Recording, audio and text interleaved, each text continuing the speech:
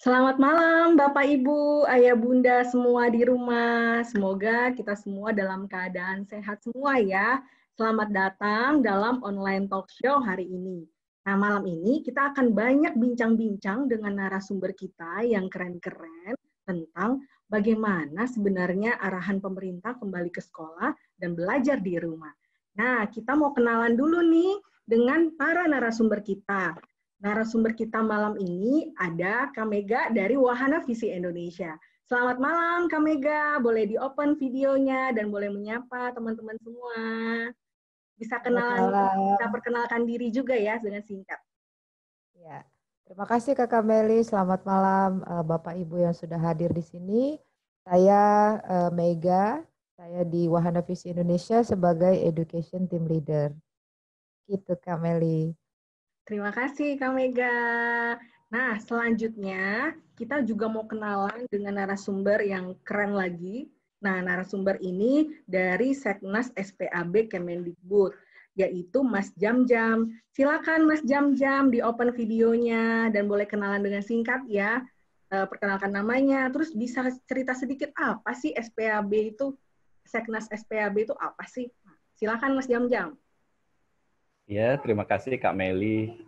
Perkenalkan nama saya Zamzam Muzaki ya dari Sekretariat Nasional Satuan Pendidikan Aman Bencana. Suara saya jelas ya? Ya.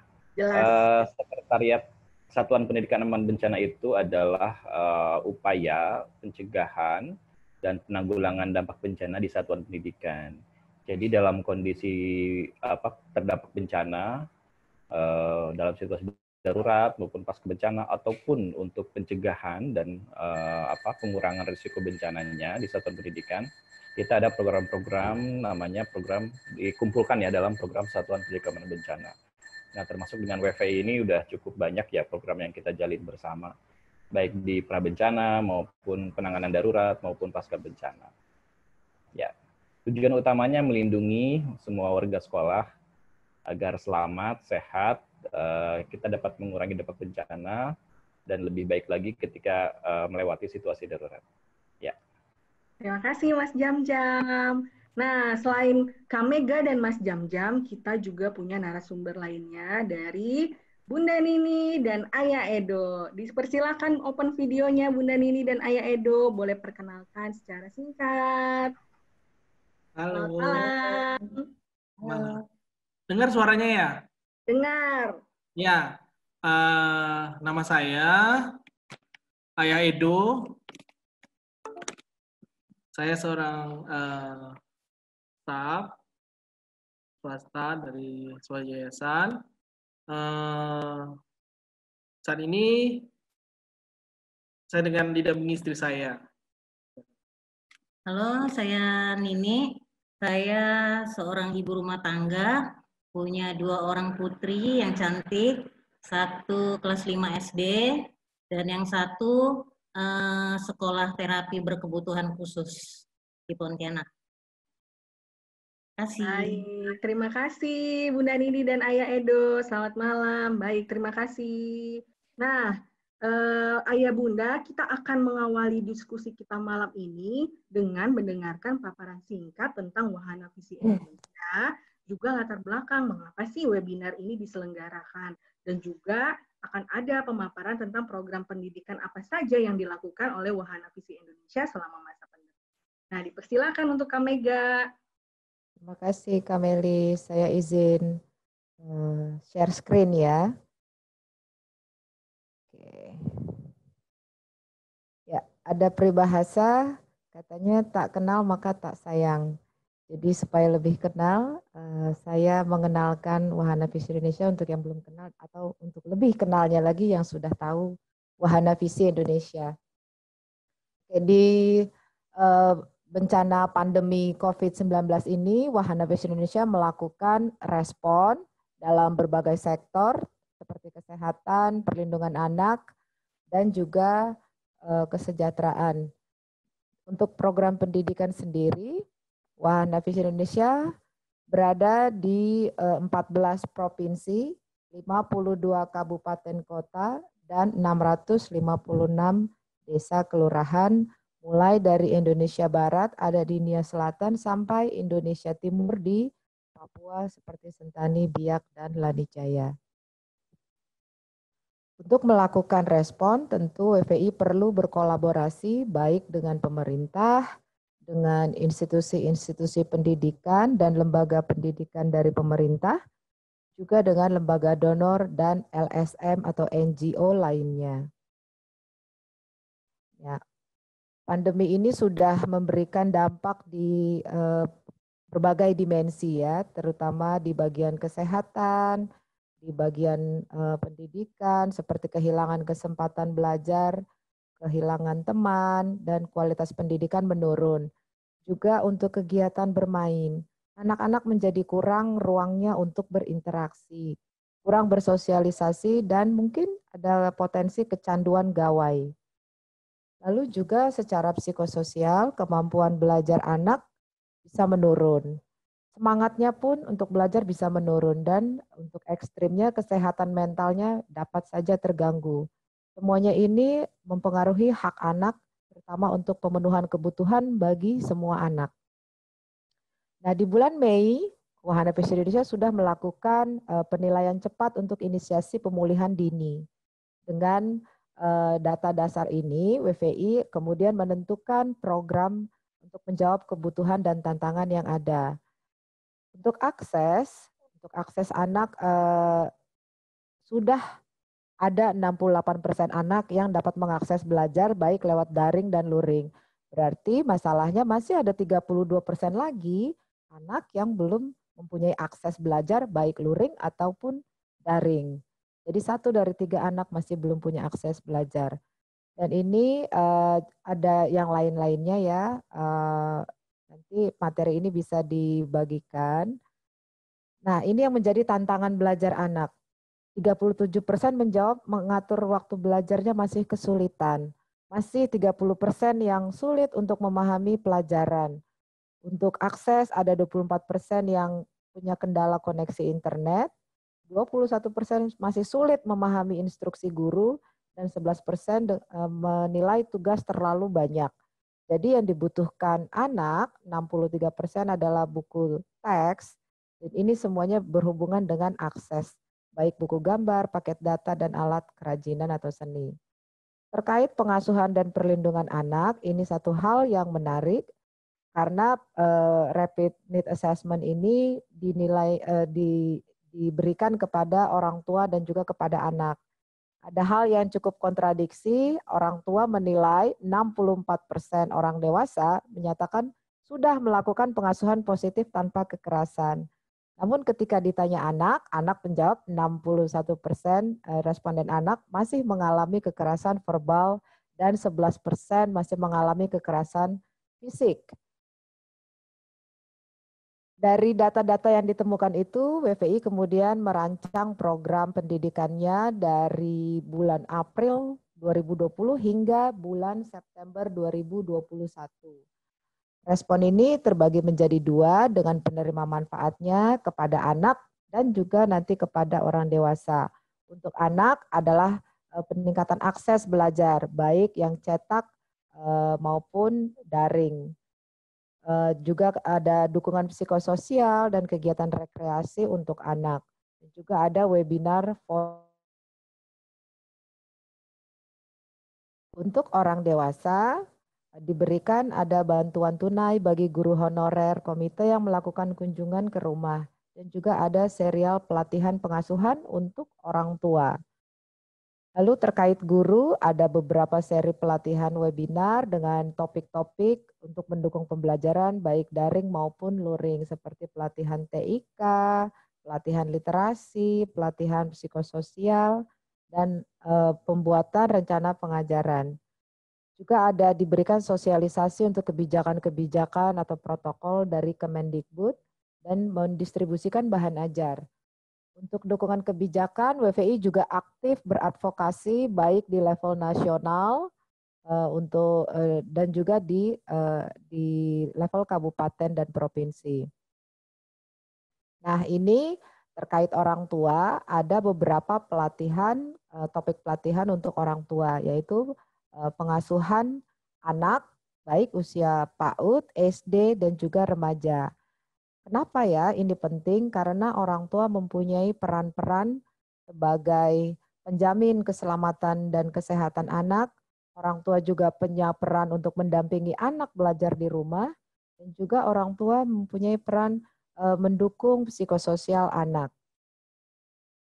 Oke, ini ada waktu-waktunya, nanti kita akan melaunching dan juga modul-modul ini nanti setelah di launching bulan Agustus tanggal 21, Bapak Ibu nanti bisa mengakses dengan mendownload buku-buku pengasuhan ini dari website WVI. Nah, ini rencana yang akan dilakukan mulai bulan Agustus sampai 2021 September. Ada tentang akses belajar kepada anak, ada peningkatan kapasitas guru dan orang tua untuk teknologi informasi dan komunikasi, psikososial, literasi, pengasuhan untuk orang tua, dan tetap melanjutkan advokasi kebijakan. Sejauh ini dari bulan Maret sampai bulan Juli ini sudah ada 33.451 anak mendapat dukungan pendidikan. Ada 6.528 guru sudah mendapat pelatihan merancang pembelajaran dan lain-lainnya tentang TIK, teknologi informasi komunikasi, dan lewat webinar. Ada 9.231 orang tua pengasuh sudah mendapat pelatihan pengasuhan anak. Tentunya ada tantangan-tantangan dan rekomendasi untuk menjawab tantangan ini. Rekomendasinya kita akan tetap melanjutkan distribusi sarana penunjang belajar, tetap melakukan peningkatan kapasitas guru dan orang tua, dan juga tetap mengadvokasi kebijakan. Nah, akses Bapak Ibu bisa mengakses bahan-bahan ini di website WVI dan juga di YouTube WVI. Nah, tentunya program-program WVI ini membutuhkan sumber daya, baik sumber daya biaya, mengharap partisipasi orang tua atau Bapak Ibu untuk bisa berpartisipasi dengan mendonasikan kepada Wahana Visi Indonesia. Apabila Bapak Ibu tertarik untuk berpartisipasi, menyumbang waktu dan tenaganya, silakan bergabung menjadi relawan WVI, silakan berbagi karena ada sektor pendidikan, kesehatan, perlindungan anak, dan Bapak Ibu nanti bisa men-share talentanya supaya mungkin mau jadi ilustrasi atau mau jadi narasumber di beberapa kegiatan WVI ke depan. Baik, sekian dari saya, Kakak Meli. Saya kembalikan ke Kak Meli. Terima kasih Kak Mega buat perkenalannya tentang Wahana Visi Indonesia. Jadi Ayah Bunda, Bapak Ibu, kalau mau tahu lagi lebih dalam tentang Wahana Visi Indonesia, seperti yang sudah disampaikan oleh Kak Mega, bisa lihat di www.wahanavisi.org ya Kak Mega ya. Ya, terima kasih. Nah, sekarang kita mau masuk dalam diskusi kita yang lebih dalam lagi. Nah, kita mau panggil nih Mas Jam-Jamnya. Mungkin Mas Jam-Jam sudah boleh open video ya. Nah, kita mau tanya-tanya nih Mas Jam-Jam, dengan situasi yang sekarang ada, dengan situasi belajar dari rumah, dan ada yang sebagian sudah kembali ke sekolah. Nah, mungkin Mas Jam-Jam bisa cerita nih, kebijakan apa saja sih yang sudah dikeluarkan oleh pemerintah terkait dengan belajar dari rumah atau terkait dengan kembali ke sekolah. Terus kebijakan-kebijakan itu tujuannya atau prinsipnya apa aja sih? Bisa dijelaskan ya. Oke, terima kasih Kak Meli. Jadi saya izin share screen ya, Bapak Ibu ya. Nah, sudah terlihat belum ya? Sudah, Mas.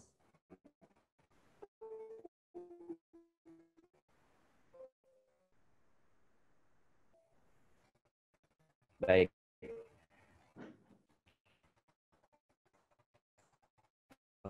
Halo, Mas Jam-Jam. Halo. Mungkin bisa dibantu share screen-nya kali ya? Nggak terlihat, Mas. Terkait dengan kebijakan penyelenggaraan pendidikan di masa ini. Halo? Halo, suaranya Mas Jam-Jam putus-putus. Mas Jam-Jam suaranya putus-putus. Sebentar, nggak terlihat ya, udah ini saya stop dulu. Mungkin di stop dulu aja share screen-nya, nanti dibantu oleh rekan saya untuk share screen. Dari rekan saya, Gracia atau Hana boleh bantu share screen. Halo Mbak Meli. Oke, suaranya Mas Jam-Jam terdengar. Silakan Mas. Iya, baik, mungkin langsung ke kebijakannya aja ya, karena tadi disebutkan kebijakan, mungkin terus satu lagi dulu, yang ke atas yang ada pembagian zona itu. Nah, yang pendidikan slide 5. Baik, Bapak Ibu, terkait dengan pendidikan di masa COVID ini, sesuai dengan arahan gugus tugas dan keputusan bersama 4 menteri tentang penyelenggaraan pendidikan di masa COVID di tahun ajaran baru 2020-2021, penyelenggaraan pendidikan itu dilaksanakan berbasis pada zona risiko COVID yang telah ditetapkan oleh gugus tugas. Nah, saat ini ada 19% kabupaten kota yang masuk dalam zona hijau, 41% kuning, kemudian orange 33, dan 7%-nya merah.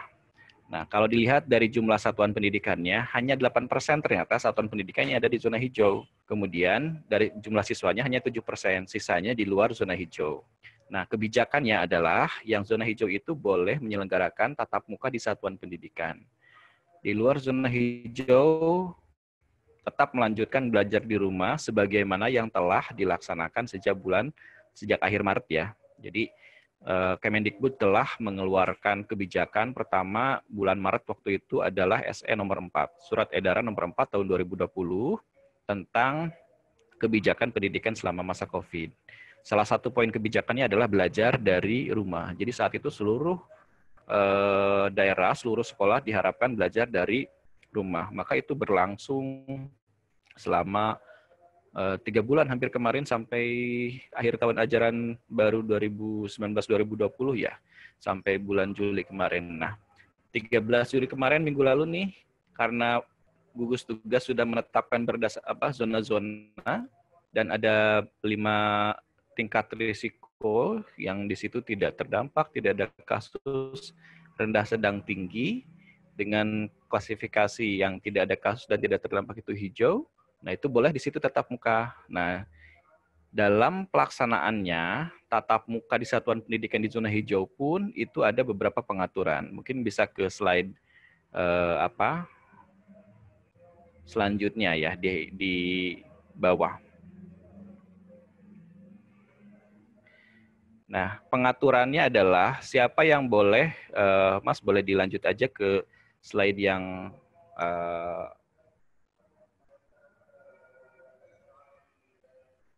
sebentar. Ke slide yang 22 ya. Nah, daerah yang boleh membuka di zona hijau itu harus dapat izin dari Pemda dulu. Pemdanya membuka atau tidak. Meskipun daerahnya hijau, tapi Pemdanya tidak akan membuka, itu boleh saja. Seperti Sulawesi Tengah dan Kalimantan Barat ya, yang mengeluarkan surat edaran gubernur bahwa pembelajaran tetap dilaksanakan dari rumah walaupun di zona hijau. Seperti itu. Nah, di daerah yang zona hijau yang Pemdanya sudah mengizinkan pun, satuan pendidikannya itu belum bisa semua dibuka, hanya yang memenuhi daftar periksa. Nah, dan ini memang kewenangannya di Dinas Pendidikan, siapa yang boleh buka, siapa yang enggak. Apa saja daftar periksanya atau apa saja yang harus dipersiapkan oleh sekolah dalam membuka satuan pendidikan. Nah, mungkin bisa dilihat lanjut di slide yang ke 25. Nah, dalam mempersiapkan pembukaan sekolah atau tatap muka di satuan pendidikan, Jadi sekolah itu pertama harus punya sarana sanitasi dan kebersihan minimal itu ada 3, toilet bersih, kemudian sarana cuci tangan pakai sabun atau ada hand sanitizer, yang satu lagi Mas di atas. Kemudian minimal juga mereka punya disinfektan ya untuk melakukan pembersihan lingkungan dan benda-benda di sekolah. Jadi proses disinfeksinya. Nah, yang kedua adalah memiliki ketersediaan fasilitas kesehatan. Fasilitas kesehatan ini pertama akses ke layanan kesehatannya. Sekolah ada nggak tuh akses ke layanan kesehatan, ke puskesmas, ke klinik atau rumah sakit, gitu rujukan COVID dan lain sebagainya. Kemudian punya APD minimal masker. Kemudian punya termogan untuk melakukan screening pengukuran suhu tubuh ya. Kemudian juga sekolah itu harus punya data siapa warga sekolahnya yang rentan. Pertama, yang memiliki komorbid atau penyakit penyerta. Jadi kalau ada guru misalkan ya, Bapak Ibu bisa cek di covid19.go.id yang komorbid penyakit penyerta yang paling banyak berdampak pada penderita COVID itu apa? Yaitu yang diantaranya ya, ada diabetes, penyakit jantung, kemudian hipertensi, darah tinggi, asma, dan lain sebagainya. Nah, bagi warga sekolah yang punya komorbid, penyakit penyerta, itu boleh ke sekolah tapi dalam kondisi terkontrol. Jadi kalau dalam kondisinya tidak terkontrol, misalkan lagi kambuh, itu nggak boleh ke sekolah. Nah, sekolah harus punya datanya. Yang kedua, warga sekolah yang tidak bisa ke sekolah dengan aman. Jadi harus pakai transportasi umum, dan di transportasi umumnya itu nggak bisa jaga jarak gitu ya. Terlalu banyak lewat kerumunan orang dan lain sebagainya, sehingga riskan lah, rawan ke sekolah. Yang ketiga, yang punya riwayat kontak atau pernah riwayat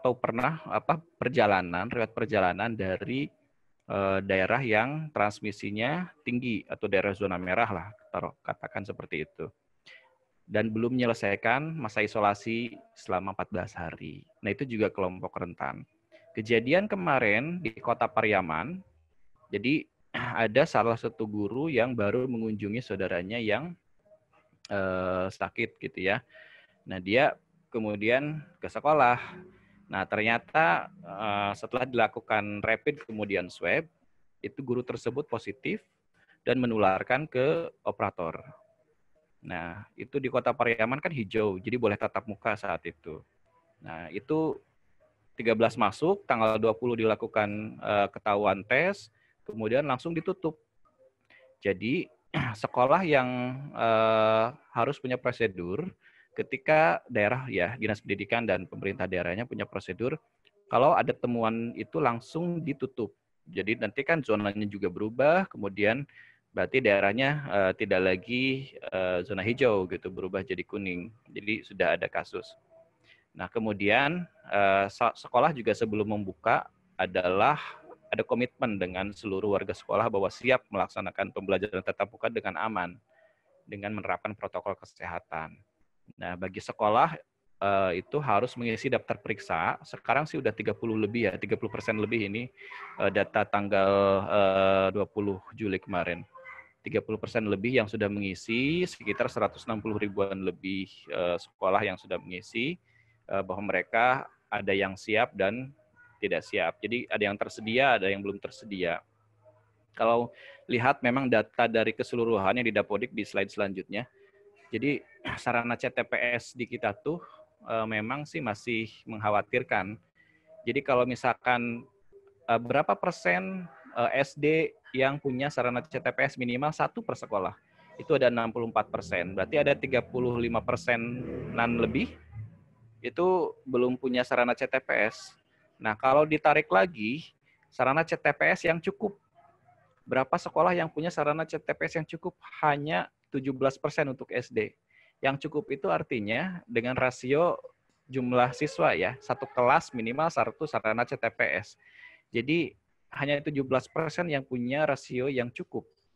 Yang ada satu kelas itu 1 sarana CTPS. Jadi memang ini tantangan kita, tapi kita coba ada program juga untuk peningkatan sarana CTPS ini dengan menggunakan dana BOS atau opsi-opsi sarana CTPS yang mudah dikembangkan di sekolah tanpa dengan biaya yang mahal dan sebagainya. Yang penting sekolah itu punya rencana bahwa di sekolahnya harus menyediakan sarana CTPS sebagai bagian dari pencegahan dan pengendalian COVID salah satunya. Nah,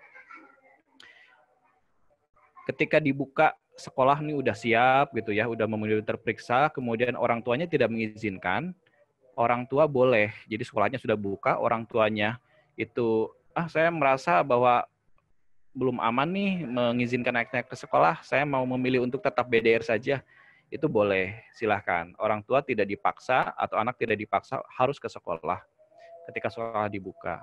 Jadi boleh seperti itu. Tapi bukan berarti sekolah buka itu harus semuanya orang tua dulu setuju gitu. Jadi boleh sekolah tetap buka, yang mengizinkan boleh ke sekolah, tapi orang tua yang belum mengizinkan tetap boleh BDR. Jadi sekolah harus punya rencana pelayanan pendidikan itu, ada yang tatap muka, ada yang belajar di rumah atau PJJ. Jadi blended learning sistemnya tuh. Nah, dan itu juga tugas guru jadi bertambah dong. Tugas sekolah jadi agak ribet dong. Ada yang harus BDR, ada yang harus di sekolah. Nah, itu memang ya itulah tantangan saat ini kita demi melayani anak-anak, karena prinsip kita adalah keselamatan dan kesehatan nomor 1 gitu ya. Jadi walaupun demikian, layanan tetap harus berjalan. Jadi dengan segala keterbatasan tadi yang disampaikan Kak Mega terkait dengan tantangan, masalah yang paling besar adalah masalah akses terhadap sumber belajar. Itu memang yang perlu sama-sama kita pikirkan, khusus untuk anak-anak yang memang belum bisa mengakses sumber belajar baik daring maupun luring. Sementara itu Kak Mega ya, yang bisa saya sampaikan. Nanti kita bisa diskusi lebih lanjut.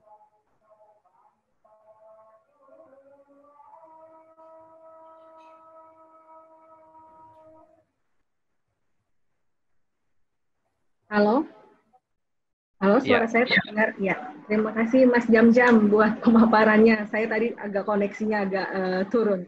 Ya, saya masih ada pertanyaan buat Mas Jam-Jam, tapi saya tahan dulu ya. Saya mau tanya ke Bunda Nini dan Ayah Edo, boleh di-open videonya nih. Kita mau tanya-tanya, tadi sudah dengar nih ya cerita dari Mas Jam-Jam. Katanya kalau misalnya orang tuanya masih nggak mau anaknya sekolah, padahal sekolahnya udah tatap muka, itu juga boleh. Nah, saya juga mau tanya dulu nih, sebelum mau masuk ke sekolah, kan kita sekarang masih belajar dari rumah ya. Nah, kira-kira nih Bunda Nini sama Ayah Edo, gimana sih caranya mendampingi anaknya tadi? Ada 2 orang ya, ada yang kelas 5 SD sama ada yang membutuhkan terapi. Nah, itu gimana caranya mendampingi anak di rumah saat BDR? Mungkin bisa diceritakan gitu selama masa pandemi ini. Ya, kalau saya dari ayah mendampinginya, karena kalau yang kakaknya itu kan bisa menggunakan alat HP gitu, seperti itu. Nah, jadi bagaimana kalau BDR kemarin, bagaimana cara menggunakan HP, itu yang salah satu yang saya dampingi. Nah, terus kalau misalnya dia ada yang kesulitan, ketika ada yang susah untuk dimengerti, dia bertanya, saya bantu menjelaskan. Mungkin Mbak. Kalau saya sih cara dampingi di rumah, itu karena apa ya? Karena sekarang online, semuanya serba menggunakan aplikasi. Jadi sebelum saya mendampingi dia, saya harus belajar dulu menggunakan aplikasi yang diberikan sekolah. Karena ya sampai mamanya nggak tahu, anaknya malah jadi ribet. Jadi banyak aplikasi yang diberikan sekolah yang juga harus saya pelajari dulu, baru saya dampingi ke anak saya yang gede. Terus kalau yang berkebutuhan khusus, itu tidak, sejak pandemik ini tidak ada sekolah. Jadi sekolah tidak masuk, jadi juga online-nya juga tidak ada. Jadi otomatis dia terputus belajarnya. Jadi saya harus mencari cara untuk dia bisa tetap belajar. Untuk saat ini sih saya dampingin dia belajar dengan pengenalan kosakata lah tentang keluarga, karena dia belum bisa bicara kan. Jadi itu sih cara dampinginya.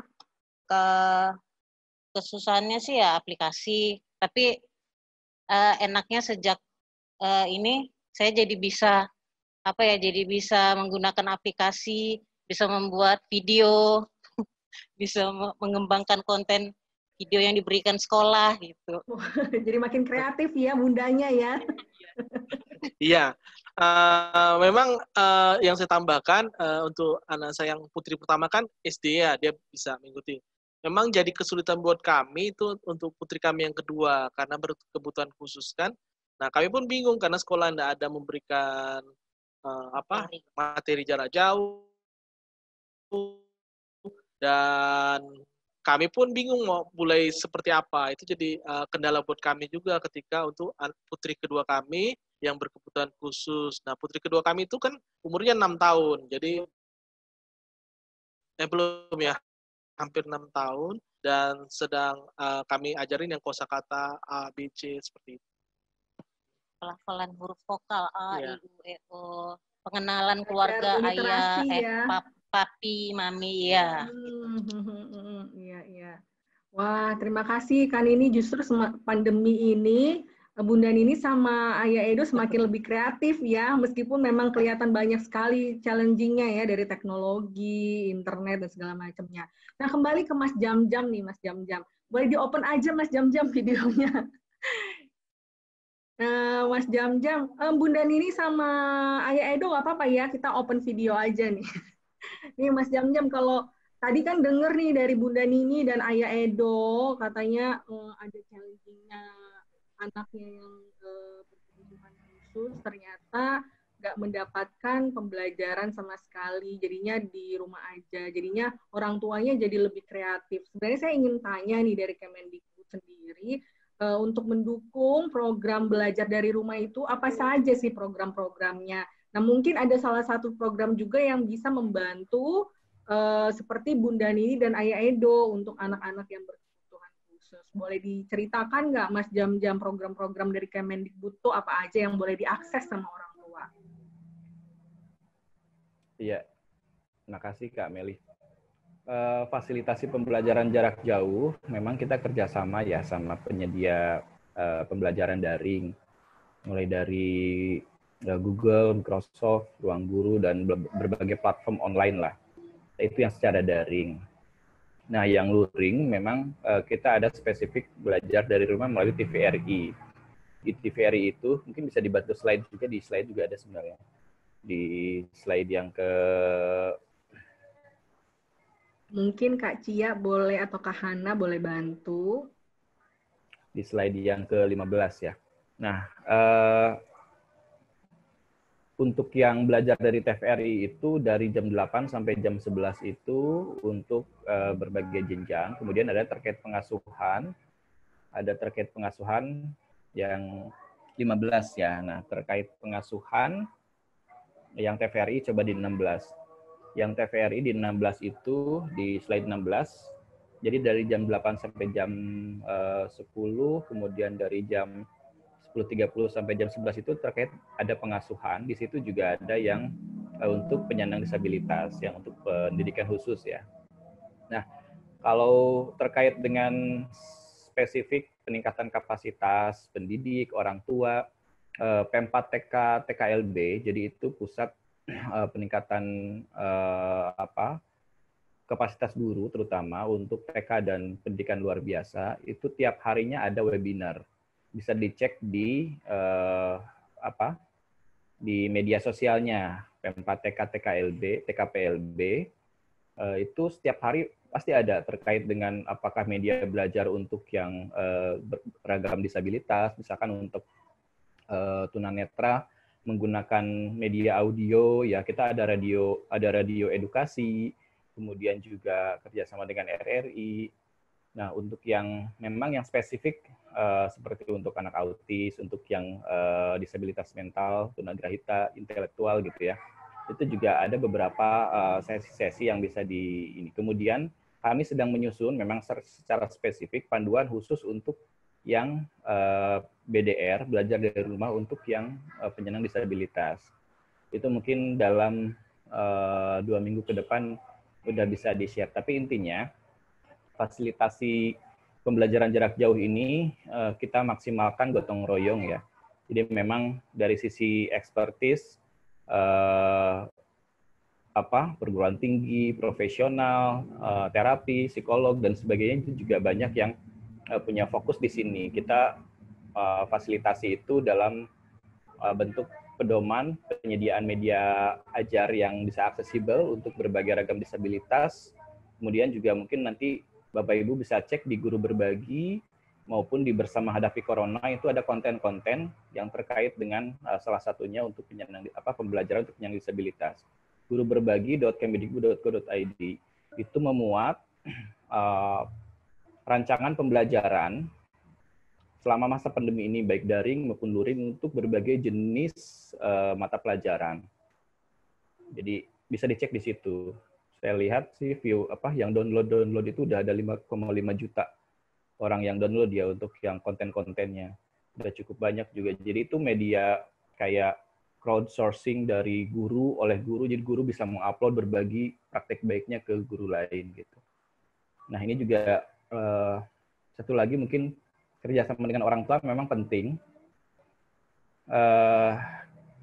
Kita melihat bahwa peran orang tua pada masa pandemi ini menjadi sangat urgent karena yang paling langsung mendampingi anak gitu ya. Nah mungkin juga ada masukan ke kami program-program apa yang memang harus dilakukan untuk meningkatkan kapasitas pelaksanaan belajar di rumah ini. Salah satunya memang tantangan kita, apalagi orang tuanya yang bekerja gitu ya, kemudian anak-anak yang ada di pengasuhan alternatif seperti di panti, atau misalkan bahkan yang lebih darurat lagi ada yang di kondisi bencana alam mengungsi, misalkan kayak di Luwu Utara yang banjir bandang sekarang. Itu juga memang ada program-program yang memang kita sedang afirmasi supaya mereka kayak double darurat gitu ya, satu darurat pandemi non alam, yang kedua mereka sendiri mengungsi gitu di tenda-tenda, di balai desa, di sekolah-sekolah gitu. Nah itu juga kami sedang punya program itu juga ke depan. Jadi pertama prioritas keselamatan kesehatan anak itu utama. Yang kedua kita ada relaksasi tidak menuntut ketuntasan kurikulum. Jadi kita juga dorong ke sekolah-sekolah agar pembelajaran itu tidak fokus pada penuntasan kurikulum. Jadi hanya fokus pada yang esensial saja. Ini juga sedang kita rancang, minggu depan akan di-launching Mas Menteri, mungkin hari Rabu, akan ada diversifikasi kurikulum. Jadi sekolah boleh memilih, kita telah menyederhanakan kompetensi dasar yang sangat esensial saja yang akan diajarkan pada masa pandemi ini. Jadi tidak seluruh kurikulum 2013 yang itu harus diajarkan, itu enggak gitu. Jadi nanti sekolah boleh memilih. Dalam keterbatasan sarana prasarana, sekolah pun boleh memilih hanya pada misalkan literasi membaca, literasi bahasa, numerasi, kemudian pendidikan kecakapan hidup. Misalkan kalau dari sisi penyandang disabilitas kan ada aspek perkembangan yang sesuai dengan jenjang usia atau sesuai dengan kemampuan yang ingin dicapai oleh anak itu, aspek perkembangannya apa. Nah, itu yang esensial-esensial saja. Jadi memang dalam kondisi darurat ini kita tidak menuntut capaian belajarnya harus full 100% sesuai dengan ketuntasan kurikulum. Enggak seperti itu. Jadi ini juga kemarin memang kita baru memberikan guideline atau rambu-rambu sebatas tidak menghimbau ke sekolah jangan memaksakan penuntasan kurikulum, bahkan dilarang gitu. Nah, mungkin minggu depan itu akan launching model diversifikasi kurikulumnya. Jadi seperti apa model yang penyederhanaan kurikulum itu. Jadi ada beberapa pilihan. Jadi boleh kalau sekolah yang punya sarana prasarana lengkap, yang bisa BDR daring, yang bisa mengoptimalkan media belajar yang optimal, itu boleh semuanya menggunakan kurikulum yang ada sekarang, ketuntasan kurikulum. Yang ada keterbatasan, misalkan kayak tadi, keterbatasan karena akses anaknya atau keterbatasan kondisi keluarga misalkan, itu boleh memilih kurikulum yang sudah disederhanakan, yang sudah dibuatkan oleh Puskur, oleh Kemendikbud. Boleh juga yang tadi sekolah membuat sendiri kurikulum yang esensial saja, yang menurut sekolah itu ini penting lah untuk diajarkan, ini belum penting, ini boleh untuk tidak diajarkan sekarang. Jadi seperti itu, Mbak Kak Melia. Iya, Mas Jam-Jam tadi kan bilang kalau bisa diakses juga ya dari guru berbagi ya, atau bersama hadapi corona. Nah, orang tua bisa nggak sih mengakses di guru berbagi? Karena temanya, tagline-nya itu guru berbagi. Orang tua bisa nggak mengakses informasi itu dan menguploadnya semua dan bisa dipakai untuk pengajaran anak di rumah? Bisa nggak itu, Mas? Harusnya sih bisa ya, ada akses untuk umum juga soalnya. Bisa mendownload materi-materi itu. Jadi itu untuk pengayaan. Nanti juga akan ada modul-modul yang disiapkan oleh, terutama untuk SD ya, SD dan PAUD, ada modul pembelajaran yang disiapkan per minggunya. Jadi untuk materi-materi esensial, misalkan untuk belajar di rumah, gitu, untuk minggu ini modulnya ini. Untuk yang tidak punya akses internet, gitu, yang tidak. Jadi nanti itu daerah boleh menggandakan, kemudian mendeliver ke rumah-rumah siswa. Nah, itu bisa digunakan oleh siswa untuk panduan belajar di rumah menggunakan modul. Nah, modul yang sederhana. Nah, itu sedang kita siapkan juga minggu depan insya Allah di launching. Gitu. Jadi, nah satu lagi mungkin laman yang bagus juga buat ayah bunda itu Sahabat Keluarga. Sahabatkeluarga.kemendikbud.go.id bisa dicek. Di situ banyak sekali tentang pengasuhan, tentang perkembangan anak. Ada juga tentang dukungan psikologis awal untuk anak PAUD gitu. Nah, kemarin juga ada tema-tema pembahasan terkait dengan anak penyandang disabilitas gitu. Itu juga beberapa sudah ada di situ. Ada Anggun PAUD gitu. Ada macam-macam sumber belajar yang bisa diakses. Nanti mungkin di paparan saya juga ada link-linknya. Jadi yang tadi itu saya sudah sertakan linknya, jadi tinggal diklik itu sudah bisa ngelink ke laman-lamannya. Oke, baik. Oh ya, ini ada beberapa pertanyaan sudah dari para peserta. Mungkin ini saya bisa langsung tanyakan juga ya ke Mas Jam-Jam ya, bisa langsung dijawab nih Mas Jam-Jam. Iya, boleh. Nih, pertanyaannya itu terkait tadi data update pemetaan atau checklist kesiapan sekolah, itu sudah disampaikan ke Dinas Kabupaten atau Kota se-Indonesia nggak? Khususnya yang belum mengisi form checklist, katanya tadi kan cuma berapa, 30% ya? Atau berapa persen yang baru mengisi? Nah, itu kalau misalnya yang belum mengisi seperti apa? Itu yang pertama, Mas. Langsung jawab dua nih ya. Yang kedua, tadi juga katanya cuma 17% ya sarana CTPS. Nah, kira-kira ini yang ini apa upaya pemerintah pusat atau daerah masyarakat swasta dalam meningkatkan kebutuhan sarana prasarana daerah. Oh, kalau yang ini sarana prasarana daerah yang belum memiliki jaringan untuk bisa PJJ itu satu. Yang kedua, untuk kelengkapan masuk sekolah, kira-kira tuh kontribusi dari Kemendikbud untuk memenuhinya seperti apa? Gitu. Dipersilakan Mas Jam-Jam. Ya, share screen saya kelihatan nggak ya?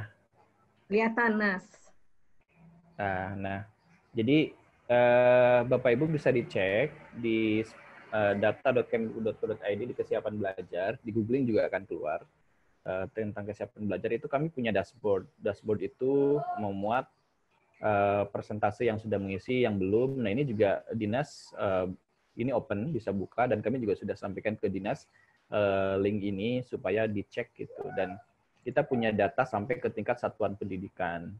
Jadi misalkan di provinsi-provinsi itu mana yang sudah mengisi, mana yang belum, kemudian juga, nah ini memang tantangannya adalah kemarin waktunya mungkin sekolah juga punya beberapa pertimbangan kenapa belum mengisi. Saya pikir apakah mereka memenuhi dulu baru mengisi atau seperti apa. Tapi sedang kita dorong untuk seluruhnya mengisi. Data yang tadi saya sampaikan dari 17% itu yang punya rasio yang cukup, itu adalah dari data yang Dapodik periode sebelumnya yang kami ambil di bulan April. Kondisi sekolah di bulan April. Nah, ini kondisi sekolah yang terkini.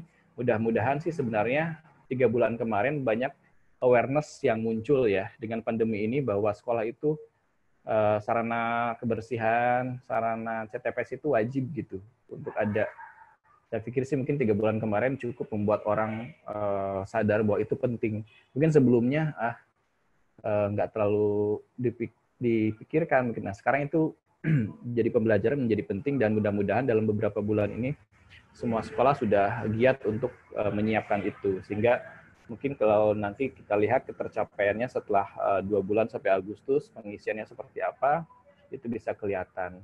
Nah, yang terkait dengan bagaimana supaya sekolah itu siap.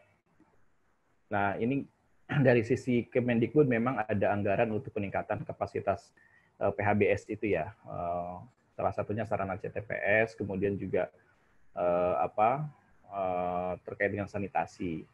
Nah, tapi juga kan anggaran pemerintah itu terbatas dan dibandingkan dengan kebutuhannya. Jadi memang kita akan juga kolaborasi dengan non-pemerintah, termasuk dengan teman-teman NGO ataupun dengan swasta, dengan CSR dari data ini, dan bisa juga dengan masyarakat gitu untuk memenuhi kesiapan itu.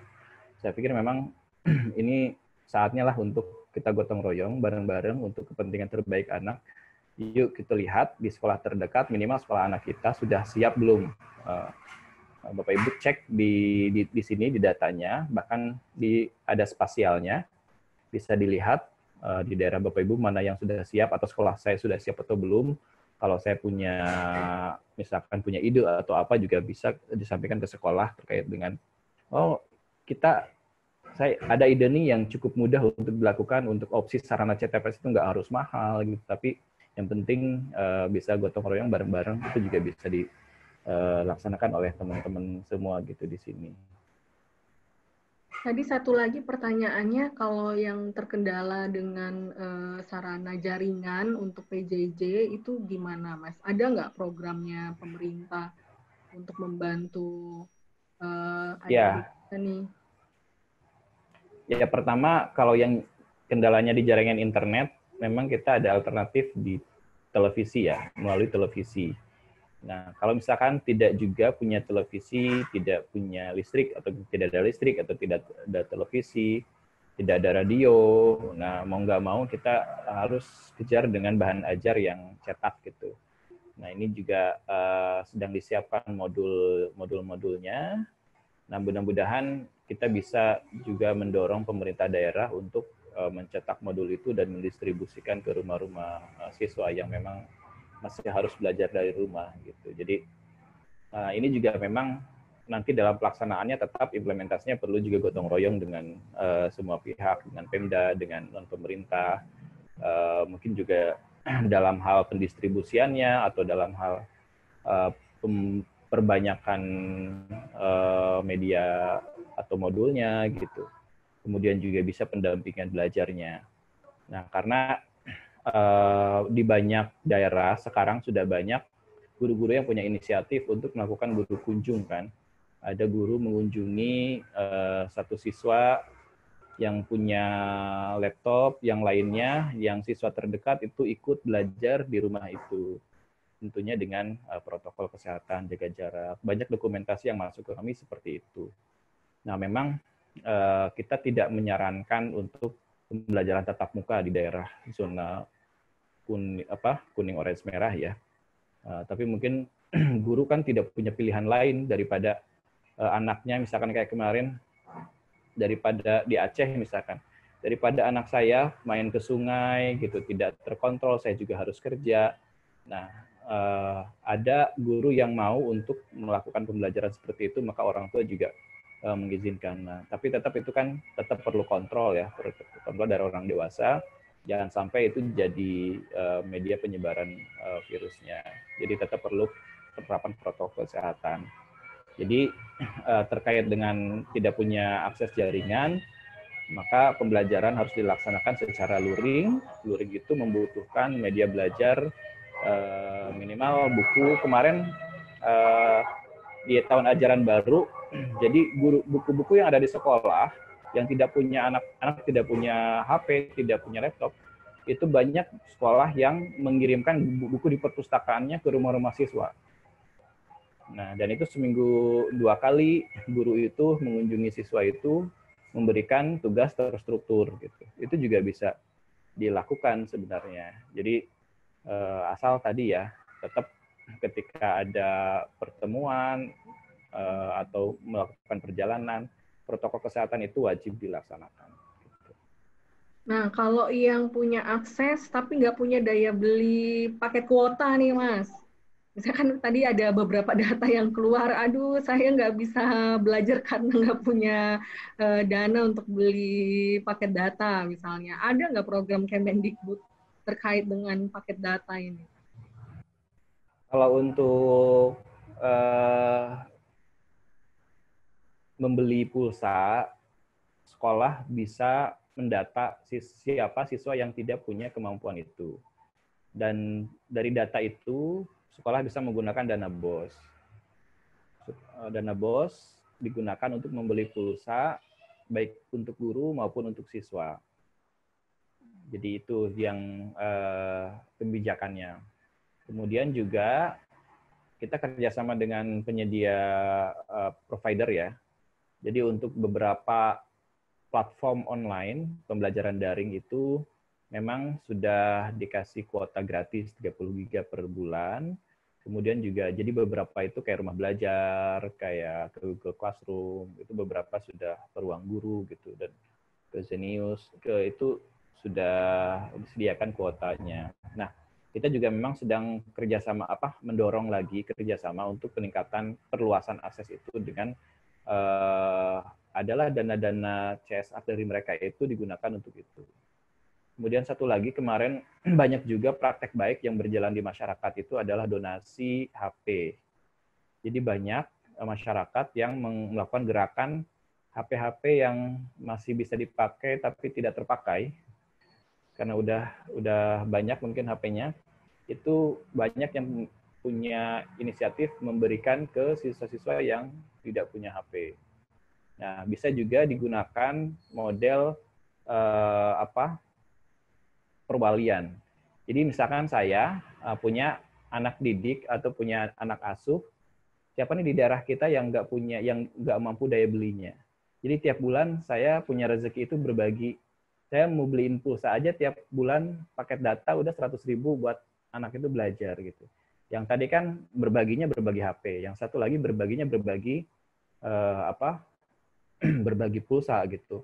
Jadi dengan gerakan-gerakan seperti ini saya pikir ini meringankan beban kita. Jadi gotong royong di pendidikan itu bisa terjalin, bisa meringankan lah.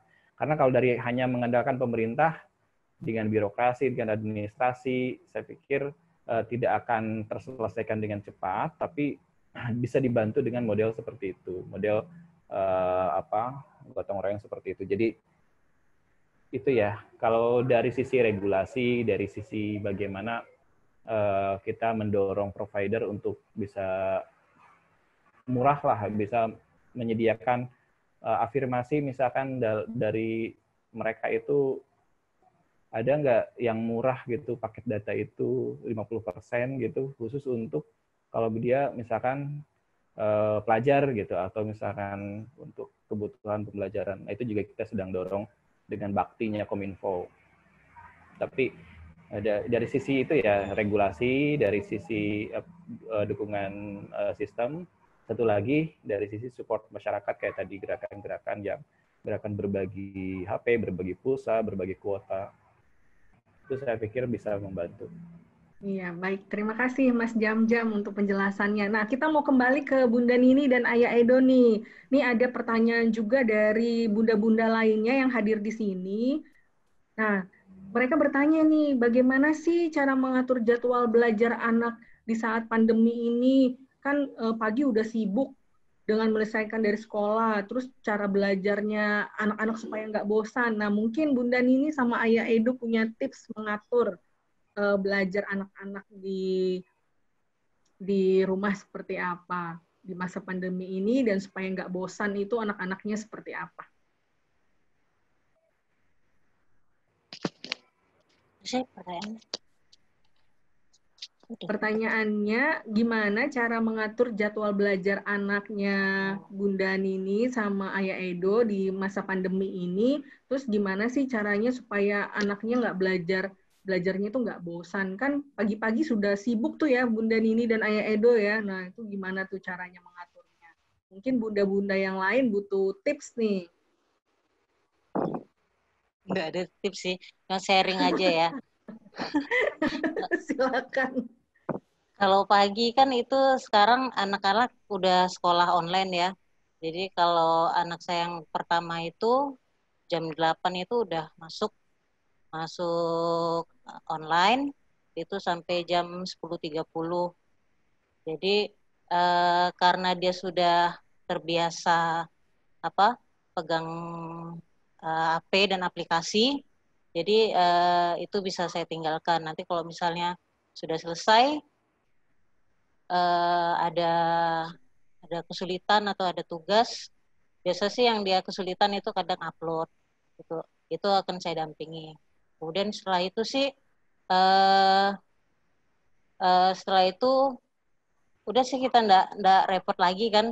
Kalau dulu awal-awalnya iya kita repot, kita belum kenal aplikasinya, terus kita harus ikutan dengerin gurunya juga ngomong tugas-tugasnya apa. Jadi dulu juga agak keteteran, tapi sekarang sih udah bisa ditinggal ya. Jadi sih sekarang tinggal menikmati. Maksudnya apa sih? Anaknya udah bisa mengikuti sendiri gitu. Terima kasih. Nah, pertanyaan lagi nih. Kan tadi sudah dijelaskan sama Mas Jam-Jam bahwa sekolah itu harus memenuhi daftar periksa baru akan dibuka sekolahnya. Apalagi kalau zonanya udah hijau dan sudah memenuhi standar daftar periksa, bisa tuh masuk sekolah. Bunda Nini dan Ayah Edo, kira-kira untuk menuju ke anak-anak sudah bisa kembali sekolah, kira-kira ada persiapan khusus nggak buat anak-anaknya kembali ke sekolah? Terus gimana nih perasaannya kalau anaknya kembali ke sekolah? Apakah senang ataukah ada perasaan-perasaan lain kalau anaknya sudah mulai tatap muka di sekolah? Kalau saya pribadi sih sebenarnya masih khawatir ya. Kita masih ada takut-takutnya gitu. Cuman gimana ya? Ya, kalau ya tadi masih khawatir ya kami ya. Apalagi kan putri kami yang pertama tadi dibilang kalau asma tuh salah satu penyakit bawaan kan. Nah, Rochelle itu ada asma. Nah, terus terang saya paling khawatir kalau misalnya ada pertemuan sudah masuk sekolah seperti biasa, seperti itu. Terus demikian juga untuk putri kami kedua kalau misalnya dia udah masuk sekolah, tentu saya lebih khawatir karena kan dia berkebutuhan khusus. Nah, dia apa istilahnya tuh ya enggak mengerti lah kalau harus pakai masker seperti itu. Nah, kalau untuk saat ini sih Rochelle kami ajarin kalau ya menggunakan masker, mencuci tangan, ya kami kepikiran juga kalau apakah perlu pakai face shield seperti itu. Tapi ya PHBS itu ya kami coba latih lah, cuman memang masih khawatir sih karena dia punya penyakit bawaan asma tadi seperti itu. Yang kami coba dampingi ke dia adalah bagaimana dia supaya kalau keluar ya pakai masker seperti itu. Jadi agak paranoid sih, cuman ya kita ajarin lah dari sekarang. Tambah. Iya, khawatir juga sih mikirnya sekolah ini kan banyak ratusan siswa. Apakah sekolah bisa benar-benar menerapkan protokol kesehatan itu? Sedangkan kan anak-anak harus jaga jarak. Anak-anak kan untuk jaga jarak susah ya. Dia kalau udah ketemu teman main langsung bergerombol. Itu sih yang kita khawatir. Apalagi satu kelas anak itu ada sekitar 38 anak. Nah, kalau misalnya di dalam satu kelas itu mepet gitu, ya rata-rata sih kalau saya sih masih khawatir sih gitu. Walaupun Pontianak udah zona hijau ya. Nah, masih kuning. Itu sih takutannya. Iya. Jadi khawatir ya karena budayanya belum masif banyak ya untuk anak-anak bisa teratur mengikuti protokolnya. Nah, ini ada satu pertanyaan lagi nih, Kak Bunda Nini dan Ayah Edo. pertanyaannya, kira-kira harapannya Bunda Nini sama Ayah Edo ke pemerintah untuk pembelajaran daring bagi anak-anak disabilitas tuh apa? Mungkin bisa disampaikan harapannya buat pemerintah. Mumpung ada Mas Jam-Jam nih di sini, bisa siapa tahu bisa diakomodir ya harapannya. Nah, anak putri kami yang kedua kan kebutuhan khususnya dia mikrosefali, jadi kan kognitif. Jadi kemampuan dia untuk berbicaranya itu sangat rendah seperti itu. Nah, harapannya sih ya adalah untuk anak-anak kebutuhan khusus kurikulumnya yang bisa disiarkan TV minimal bisa diajarkan ke orang tua supaya kami pun kami mau aktif, tapi kami bingung juga mau ini dengan kebutuhan khusus dia kognitif atau membacanya kesulitan, ini gimana cara belajarnya, kami juga perlu.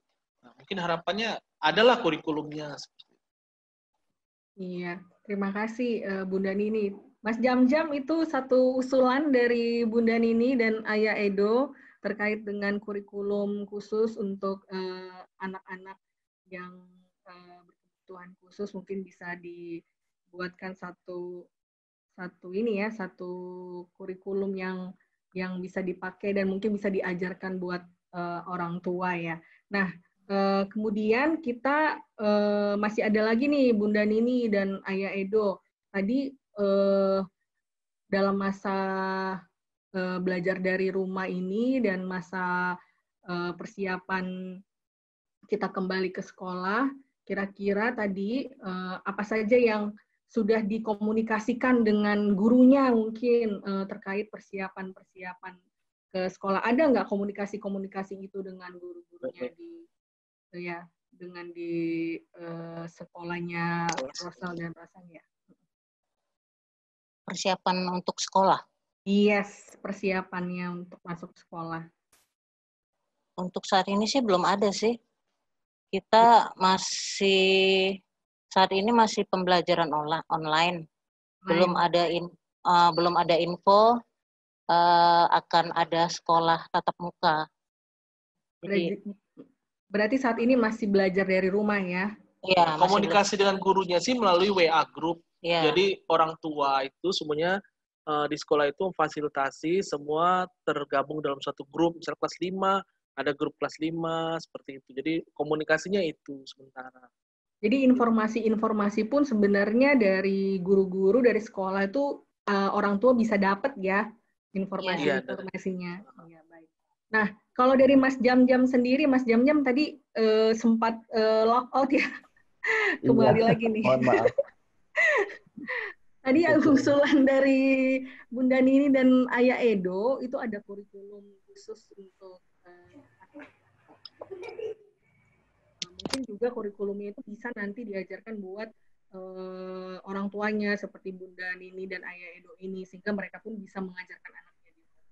Nah, tadi juga ada kekhawatiran dari Bunda Nini dan Ayah Edo kalau mau masuk sekolah gitu, terkait budayanya anak-anak di sekolah. Apa iya anak-anak bisa tuh pasang maskernya lama, terus nggak jaga jarak, kemudian taat untuk cuci tangan. Nah, itu kan bisa aja budaya itu belum ada. Nah, sebenarnya SOP, standar operasional prosedur di sekolah itu tuh jadi tanggung jawabnya siapa untuk memastikan anak-anak itu bisa memenuhi protokol itu. Kemudian daftar periksa yang tadi, apakah harus semuanya dipenuhi itu, Mas Jam-Jam?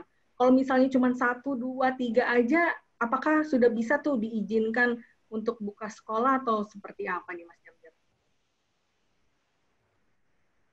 Ya, terima kasih, Mbak. Terkait dengan kurikulum tadi ya, kurikulum untuk anak penyandang disabilitas, tentunya juga ragam disabilitasnya bermacam-macam. Kita sedang siapkan juga untuk modulnya, mudah-mudahan juga bisa ada mungkin lebih banyak ke tips kalau orang tua ya, tips-tips atau misalkan cara-cara bagaimana mendampingi anak dengan ragam disabilitas atau sesuai dengan kebutuhan anaknya. Nah, ini juga akan coba kita sampaikan, ada media KIE yang bisa diakses, yang mudah untuk dibaca oleh orang tua gitu ya. terkait dengan bagaimana pendampingan anak untuk penyandang disabilitas di rumah. Insya Allah nanti kita coba follow up. Terkait dengan daftar periksa, itu memang yang minimal kita sediakan karena aturan dari gugus tugas waktu dulu, aktivitas yang boleh dibuka itu ketika memenuhi prasyarat aman. Nah, prasyarat amannya itu adalah bagaimana pelaksanaan kegiatan itu tidak menimbulkan klaster baru. Salah satunya dengan menerapkan protokol kesehatan. Protokol kesehatan itu bisa dilaksanakan tentunya dengan ada sarana prasarananya, kemudian juga ada data-data yang mendukung gitu. Makanya kita sampaikan daftar periksanya seperti itu. Nah, terkait dengan pembiasaan perilaku ya, ini memang yang harus diajarkan mulai dari rumah.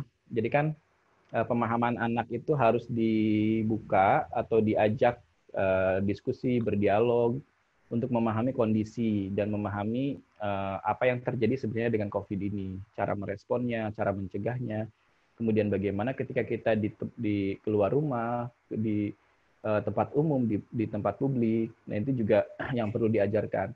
Perlindungan individu yang wajib itu adalah penggunaan masker yang punya komorbid, seperti asma tadi ya, yang Ayah Edo tadi sampaikan, itu pakai masker medis. Jadi yang kita sarankan kan masker kain tuh, untuk yang tidak punya komorbid. Tapi bagi yang punya komorbid, disarankan menggunakan masker medis ke sekolah dan wajib menggunakan masker medis dan disarankan menggunakan face shield. Jadi face shield itu hanya disarankan saja. Kemudian jaga jarak. Nah, ini memang harus ditekankan. Kenapa sih harus jaga jarak? Nah, itu mungkin yang perlu difahami oleh anak. Saya kan kangen sama temen gitu, udah lama nggak ketemu, pas ketemu langsung pengennya pelukan atau misalkan main. Nah, kan penularan itu lewat droplet ya. Jadi ada viral partikel yang keluar dari kita. Ketika saya bicara sekarang, itu ada sekitar 200 viral partikel yang keluar, dan itu ukurannya nggak kelihatan, bisa dalam bentuk mikron gitu ya. Dan bahkan WHO dalam rilis terbarunya, ada kemungkinan bisa menyebar airborne di kondisi-kondisi tertentu, misalkan di ruang tertutup yang ventilasinya buruk gitu ya, kayak di rumah sakit, kemudian di pusat kebugaran, disebutkan di tempat paduan suara, jadi orang pada ini.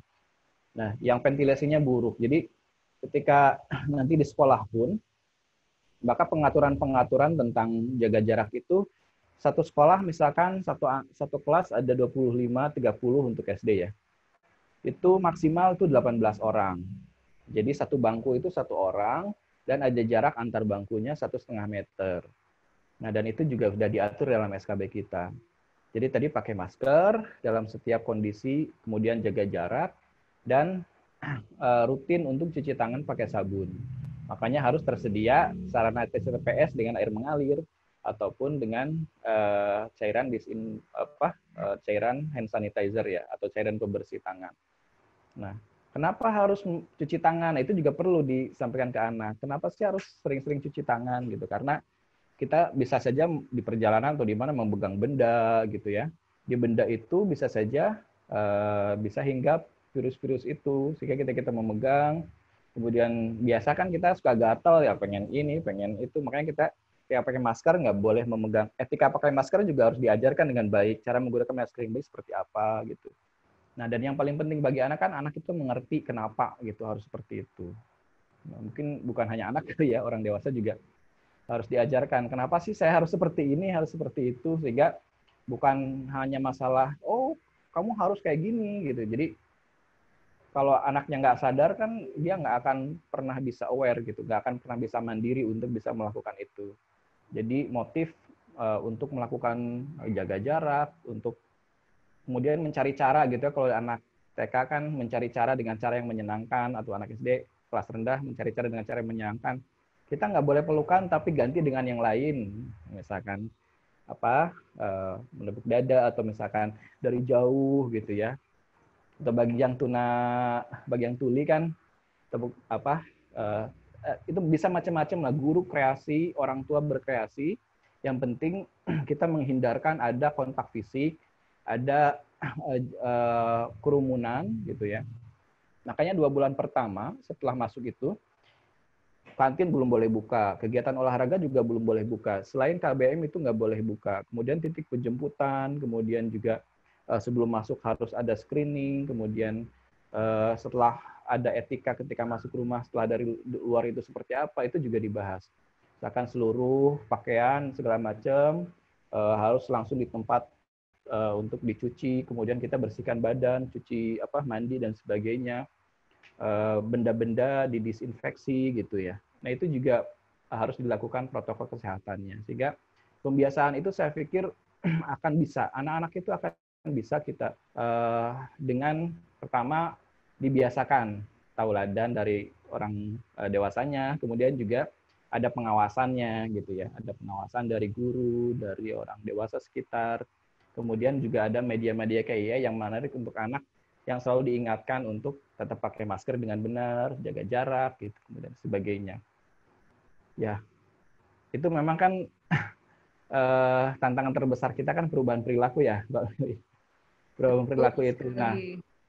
Nah dan ini bisa kita dorong lewat pendidikan di rumah, di sekolah gitu. Jadi dan nanti yang mulai buka pun adalah jenjang SMP ke atas. Kenapa jenjang SMP ke atas yang mulai duluan dibuka? Karena kemampuan secara mandiri untuk menerapkan protokol kesehatan. Jadi misalkan Kota Pontianak kan ini belum hijau. Kalau saya tadi lihat di Kalimantan Barat itu ada Skado, Kota Singkawang itu hijau minggu ini tuh. Itu boleh buka itu SMP, SMA ke atas. Nah, SD itu belum boleh buka. Jadi boleh buka itu nanti 2 bulan setelah yang SMP-nya buka. Jadi kalau bulan Juli udah buka, nanti baru bukanya itu September SD itu. Nah, untuk PAUD November gitu, udah bulan setelahnya. Dan 2 bulan ketika masuk itu ada masa transisi itu. Jadi kayak gitu. Jadi masa transisi itu ada pengaturan tadi jumlah orang di kelas, kemudian kantin belum boleh buka, olahraga juga.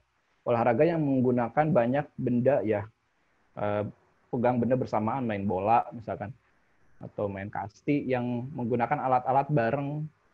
Dan anak-anak juga nggak boleh bergantian alat-alat belajar, saling pinjam pensil atau segala macam. Makanya orang tua diminta untuk menyiapkan alat-alat pribadi, alat makan, dan sebagainya yang bersifat pribadi itu supaya tidak bergantian. Karena kan kita mengurangi risiko ada transmisi ya, potensi penyebaran virusnya itu lewat pegangan benda, kayak gitulah.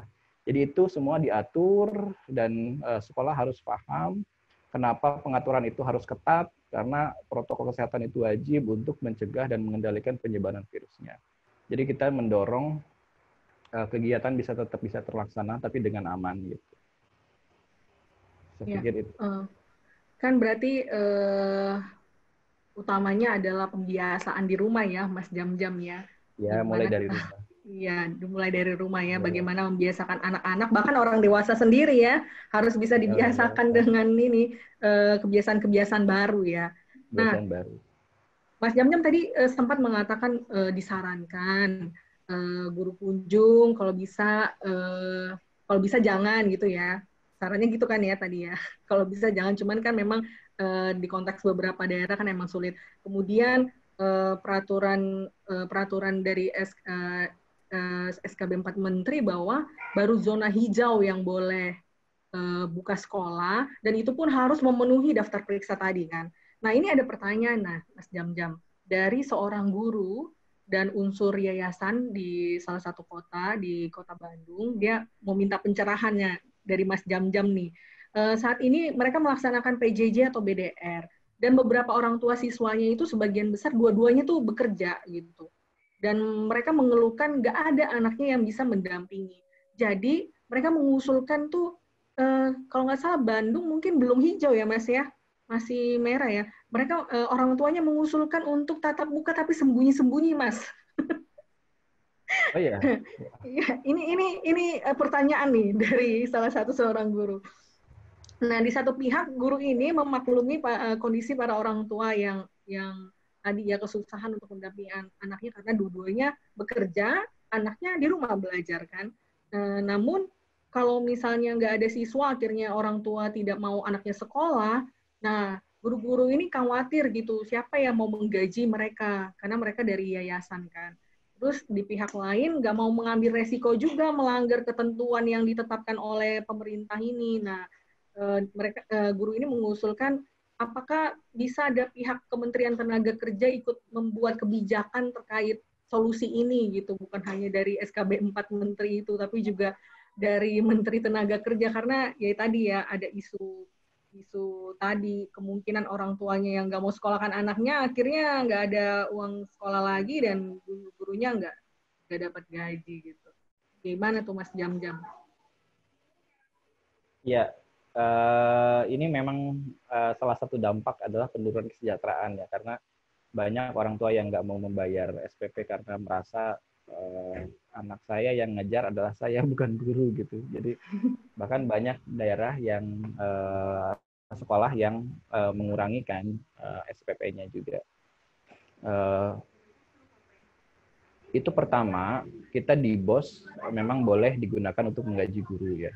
Jadi tanpa harus ada beban belajar 24 jam. Jadi sekolah itu boleh kan, dan yayasan juga boleh menerima dana BOS kan. Sekolah itu boleh menerima dana BOS, yang swasta juga boleh. Jadi silakan gunakan itu. Yang kedua, terkait dengan sembunyi-sembunyi itu, ya utamakanlah keselamatan anak-anak kita. Kemudian yang penting adalah komunikasi dibangun dengan orang tua gurunya. Cari alternatif yang bisa aman gitu. Cari alternatif yang bisa aman. Saya pikir memang misalkan tadi dengan minimal 1 minggu 1 kali ada pertemuan yang tidak dalam skala besar, maksimal misalkan 3-5 orang siswa gitu. Itu bukan disarankan sih, tapi silahkan dilakukan dengan cara yang aman gitu. Tapi intinya adalah komunikasi dengan orang tua, cari cara yang paling efektif gitu untuk belajar anak. Kalau misalkan bisa dilakukan dengan daring, ya maksimalkan daring itu. Kemudian juga bisa cari model-model pembelajaran misalkan dengan proyek, model ada kerjasama dengan swasta atau pihak lain yang bisa anak itu lebih fun gitu belajar itu.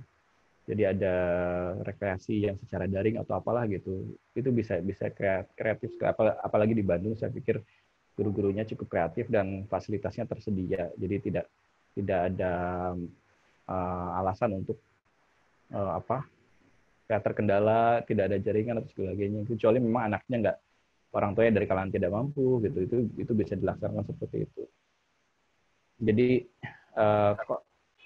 konsultasikan dengan dinas pendidikan setempat cara yang paling efektif itu seperti apa, dan minta juga komunikasikan dengan orang tua bahwa kalau untuk SPP misalkan dan lain sebagainya itu kan kalau pendidikan dasar kan harusnya gratis ya. Jadi mungkin ada bantuan BOS dari daerahnya, ada tambahan sebagainya, itu juga bisa didorong oleh yayasan ke Pemdanya untuk bisa ada bantuan-bantuan seperti itu. Saya pikir gitu. Baik, Mas Jam-Jam. Nah, tadi terkait dengan SKB 4 Menteri, satu lagi. Terkait SKB 4 Menteri, seandainya nih ada zona hijau, kemudian tapi ada masih aja ada sekolah yang kayak tadi ya, masih ada beberapa sekolah yang memang tetap mau buka sekolahnya. Nah, kira-kira itu seperti apa ya? Itu ditanggung jawab siapa? Kalau misalnya dia daftar periksanya belum terpenuhi, belum zona hijau tapi tetap buka. Nah, orang tua boleh nggak melaporkan hal itu dan kepada siapa untuk portal pelaporannya? Bisa melalui ULT kita di media sosialnya Kemendikbud, bisa disampaikan di baik Facebook, Twitter, email, itu juga bisa disampaikan. Mungkin bisa ditampilkan juga di situ di slide ke berapa ya? Slide yang terakhir 34 ya. Kemudian juga yang paling penting mungkin di daerahnya dilaporkan ke pemerintah daerahnya. Ya. Misalkan ke dinas pendidikannya gitu ya, dilaporkan. Terkait dengan sekolah saya sih sebenarnya belum siap gitu, nggak ada sarana CTPS, yang nggak ada apanya gitu. Mohon untuk jangan dibuka dulu. Itu seperti itu. Jadi yang tanggung jawab sih tetap dinas pendidikan ya, karena Pemda gitu. Baik, berarti bisa dikomunikasikan ya dengan dinas Ya, pendidikannya atau melalui portal yang sudah disampaikan melalui slide di layar ini. Baik, ya, terima kasih Mas Jam-Jam. Nah, baik ya, Bapak sama-sama. Terima Ibu, kasih. waktu kita sudah mau habis, tapi sebelum ini kita akan main-main dulu dengan kuis. Nanti di kuis ini akan ada 3 pemenangnya yang akan mendapatkan hadiah menarik. Kuisnya menggunakan kuis Kahoot.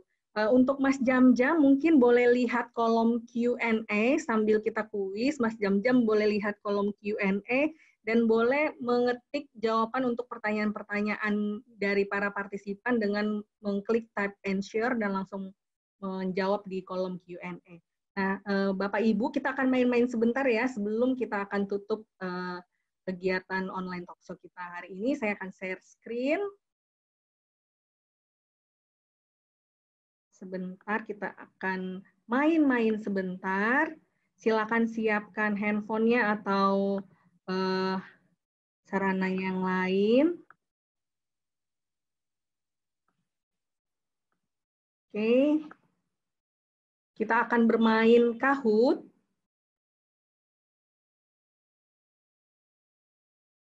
Oke. Silakan Bapak Ibu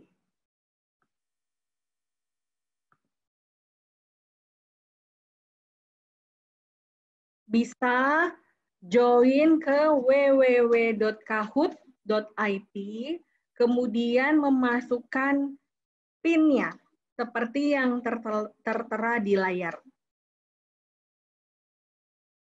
Saya masih menunggu. Ada Ibu Ermina, silakan. Rekan-rekan lain, Ayah, Bunda, ada Pak Anggoro. Ada hadiah menarik untuk 3 orang pemenang. Baru 2 orang, silakan Bapak Ibu yang lain bisa ikut join dalam permainan ini. Dengan klik www.kahoot.it, ada Ibu Nori, Ibu Dwi Purwestri, baru ada 4 orang, 5 orang, peserta kita tadi ada banyak ya, saya masih menanti.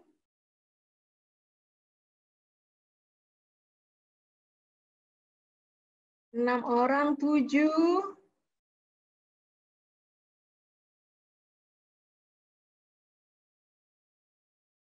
Saya tunggu Bapak Ibu yang lain partisipasinya. Ada Martin.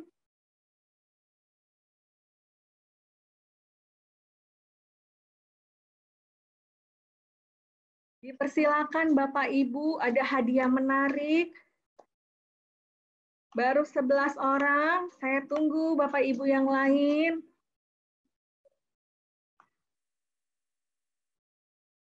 Kuisnya sangat sederhana dan menyenangkan. Baru 11 orang, 12, 13, 14 orang,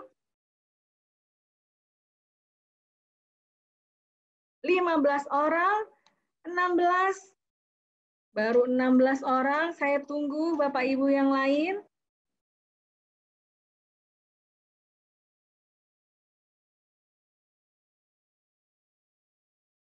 Sudah tidak ada lagi yang berpartisipasi, hanya 16, saya masih menunggu 17. Ada lagi 18.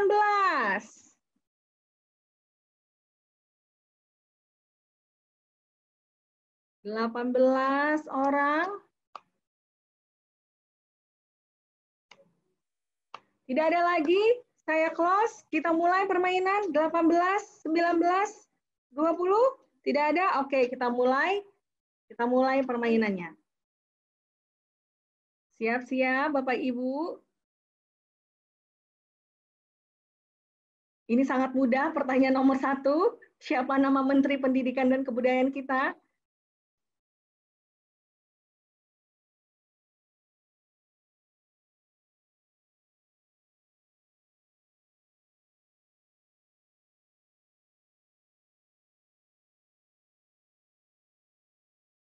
Baru 12 orang yang menjawab, 13, 14.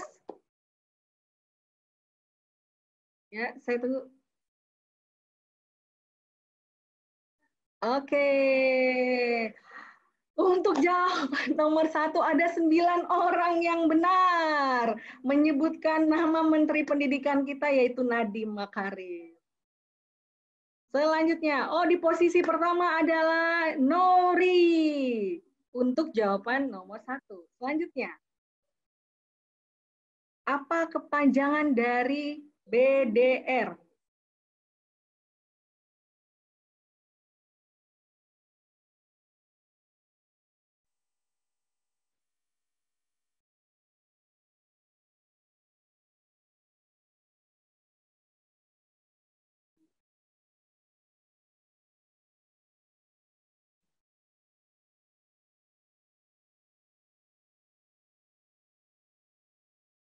Oke, ada 12 orang yang menjawab dengan benar yaitu belajar dari rumah.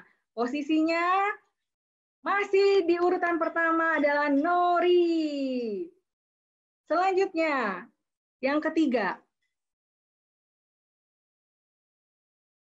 Adakah Bapak Ibu yang tahu pedoman BDR diatur dalam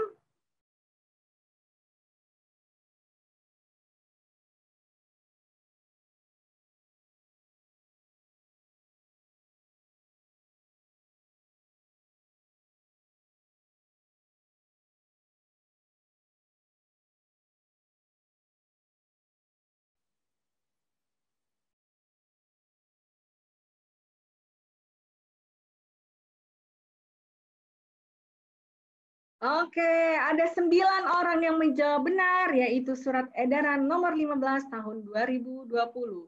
Dan masih Nori di urutan pertama. Nomor 4, siapakah yang menjadi sasaran dalam pedoman BDR?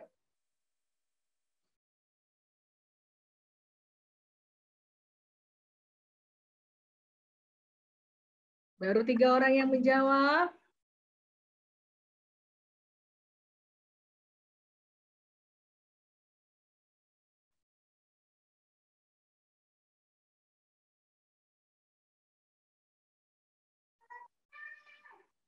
Baru 12. Ada lagi? Tidak ada?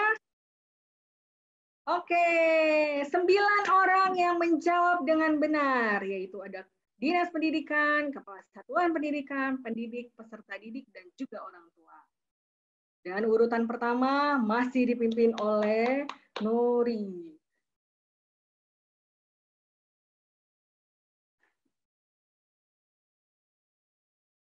Nah, apa saja pedoman, apa saja metode pelaksanaan BDR?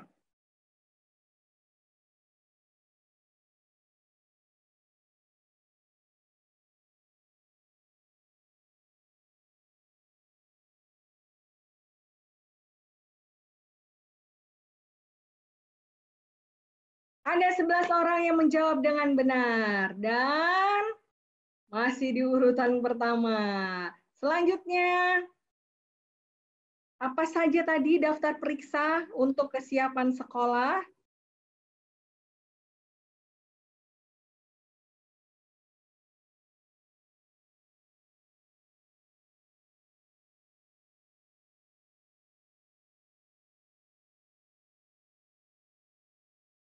Ya, betul ya, semua jawaban benar.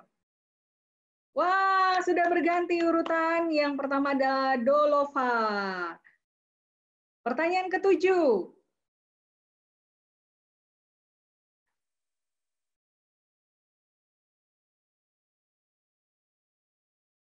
Panduan penyelenggaraan pembelajaran tahun ajaran sekolah tertuang dalam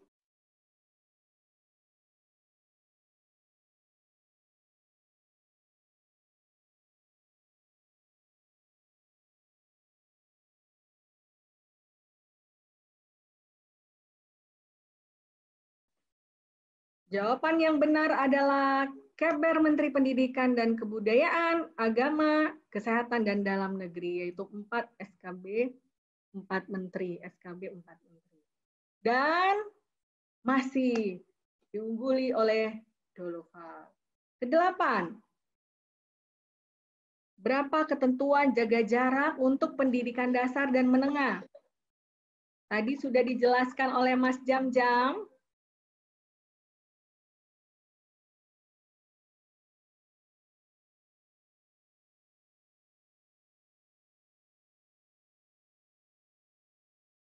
Ya, yang betul adalah 1,5 meter.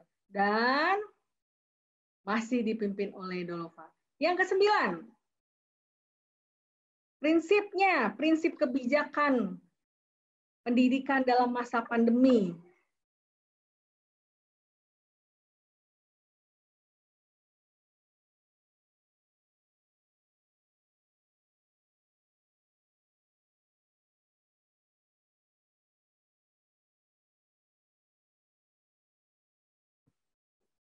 Ya, betul ya. Kesehatan dan keselamatan siswa, gurunya, tenaga pendidikan, keluarga, dan masyarakat.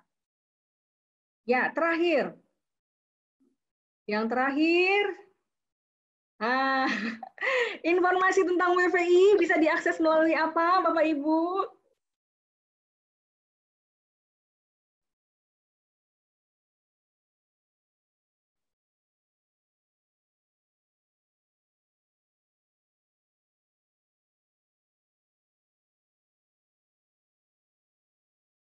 Ya, betul ya. Semuanya benar. Bisa melalui website wahanavisi.org, melalui Instagram wahanavisi_id, atau di YouTube juga.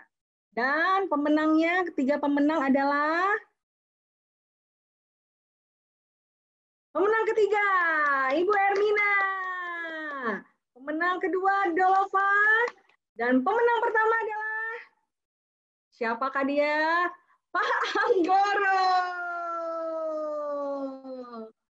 Oke, baik. Terima kasih kepada 3 pemenang. Selamat.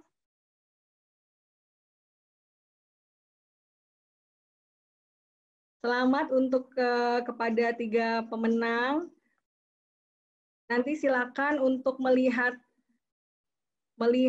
ke kolom chat ya. Pemenang bisa menghubungi nomor yang sudah tertera di dalam kolom chat. Baik, Bapak Ibu, untuk online talk show kita hari ini sudah selesai. Mohon maaf untuk salah-salah kata, tapi sebelumnya kita akan dengarkan closing statement dari para narasumber kita. Silakan di open video para kakak-kakak, Mas dan Bunda, untuk kita mau closing statement buat malam hari ini. Dimulai dari Bunda Nini dan Ayah Edo, mungkin ada closing statement-nya untuk bunda-bunda atau ayah-ayah yang hadir saat ini, dipersilakan. Ya, ya kalau saya dari Ayah Edo, yang pertama pasti kalau menjelang BDR ataupun menjelang bila nanti hijau sekolah baru, ya doa sih yang pertama ya, karena kita pasti akan mendoakan semoga ke depan anak-anak kita tetap sehat, lancar. Apalagi kan kami punya putri satu sehat tapi punya asma, yang satu kebutuhan khusus ya. Kami mendoakan semoga segala sesuatunya dapat berjalan baik. Namun kami juga selain mendoakan yang kami mau kerjakan, kami juga mau mengerjakan apa yang kami doakan itu. Bagaimana kami mendampingi putri, pembiasaan-pembiasaan baru, perubahan ke depan pasti ada, yang kami harus langkah ke depan karena ini sudah harus terjadi ya. Kami berusaha positif dan kami untuk yang anak kami, putri kami kedua yang punya disabilitas ya, kami harus lebih proaktif mungkin karena ya makin kesulitan kami, tapi kami yakin mudah-mudahan dapat dukungan dari pemerintah Indonesia untuk hal ini. Itu dari saya, istri saya. Kalau saya tetap optimis di masa pandemik ini, optimis ini bisa berlalu lah dan kita bisa hidup normal seperti dulu lagi. Terus buat ibu-ibu jangan lelah mendampingi anak-anak, walaupun kadang memicu stunting, tapi tetap terus belajar bersabar, banyak bersabar, terus banyak berkreatif supaya anak-anak di rumah bisa belajarnya bisa senang ya, nggak bosan juga. Ya memang hal tersulit itu mencari kreativitas, tapi ya itu tantangan kita itu sebagai orang tua. Terima kasih Bunda Nini, Ayah Edo, tetap optimis ya dan kreatif. Pandemi ini pasti berlalu. Terima kasih buat closing statement-nya. Selanjutnya dari Mas Jam-Jam, dipersilakan closing statement-nya. Ya, terima kasih Kak Meli, Kak Mega, dan semua teman-teman LVI, Bapak Ibu semua yang menyimak webinar ini. Keselamatan, kesehatan adalah yang paling utama saat ini. Jadi program yang kita laksanakan, baik belajar dari rumah maupun pembelajaran tatap muka di sekolah, itu memang harus disesuaikan dengan kondisi sekarang, di mana yang diutamakan adalah keselamatan kesehatan itu. Yang kedua, tadi benar kreativitas itu adalah tidak bisa diperintahkan ya. Kalau itu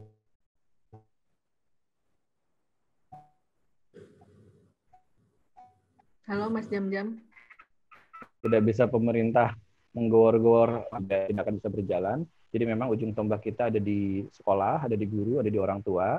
Jadi dukungan dari guru, orang tua, dan masyarakat itu penting juga untuk mensukseskan layanan pendidikan selama masa darurat ini. Jadi mari kita sama-sama, insya Allah badai pasti berlalu ya kalau dalam lagu. Ini juga pandemi, insya Allah mudah-mudahan bisa segera berakhir dan kita mengambil pelajaran dari pandemi ini bahwa keselamatan, kesehatan, kita lebih mawas diri, kita lebih efektif dalam bertindak, kemudian lebih kreatif dalam mengupayakan pendidikan, dan yang paling penting adalah kita menyiapkan anak-anak kita biar lebih tangguh ke depannya. Jadi selamat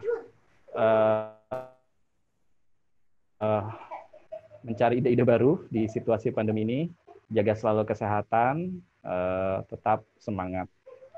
Terima kasih. Terima kasih Mas Jam-Jam, menjadikan anak tangguh ya. Mari bersama-sama. Ya, selanjutnya dari Kak Mega untuk closing statement-nya. Ya, saya menyambung dari Mas Jam-Jam untuk mencari ide-ide baru itu, orang tua memang perlu ya berperan aktif untuk mencari informasi, juga karena banyak perubahan-perubahan tentang kebijakan di tengah pandemi ini. Jadi orang tua memang perlu sekali untuk terus-menerus mencari informasi, pengetahuan supaya dapat menjalankan perannya baik untuk menjaga keselamatan anak dan juga untuk mendampingi anak selama belajar dari rumah. Juga dengan mengetahui informasi tentang kebijakan ini, orang tua jadi bisa berpartisipasi aktif dan kritis untuk melihat bagaimana implementasinya di lapangan dan membuat keputusan yang tepat untuk anaknya. Sekian Kak Meli dari saya. Terima kasih Kak Mega buat closing statement-nya. Terima kasih semuanya. Baik Bapak Ibu, sebelum kita mengakhiri, silakan Kak Hana atau Kak Cia boleh share untuk pollingnya. Kita akan mengisi polling sebentar aja, hanya beberapa detik bisa diisi pollingnya. Boleh di-share Kak Hana? Ya, untuk jadi masukan bagi kami semua, silakan Bapak Ibu bisa mengisi pollingnya. Apakah bisa diisi? Baru 2 orang, 3. Silakan Bapak Ibu bisa membantu. 6, baru 6 dari baru 11, 12 dari 27, 14, baru 51%.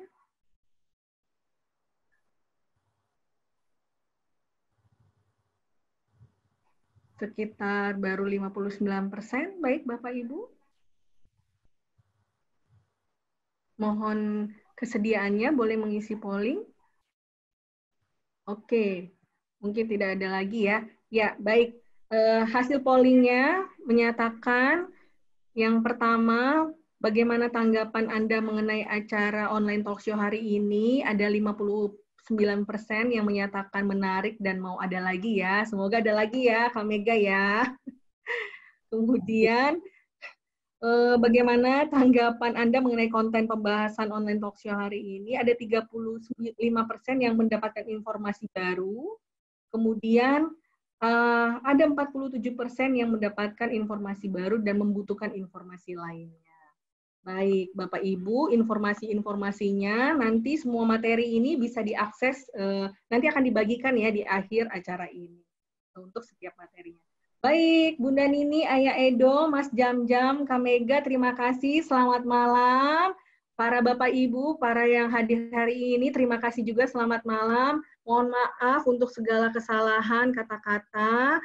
Terima kasih sudah hadir dalam webinar hari ini. Mudah-mudahan ada kesempatan untuk ada online talk show lagi ya di kesempatan lainnya. Terima kasih buat semuanya. Selamat malam. Salam sehat buat semuanya.